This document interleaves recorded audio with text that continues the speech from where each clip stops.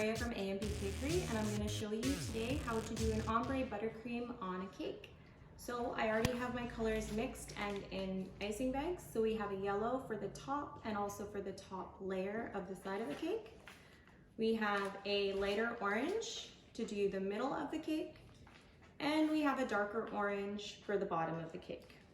So what I do is I start by squeezing some of the yellow on top of the cake, just so you can get a nice layer. And then again, you're gonna also put it just one layer on the side of the cake. And I do wanna try to keep some extra yellow because I wanna add some yellow to the orange layers as well. So I'm just gonna lay that down. And then we're gonna smooth some of the top and make sure we get it out over the edge so that when we go to do it, we have enough on the edge to cover that too.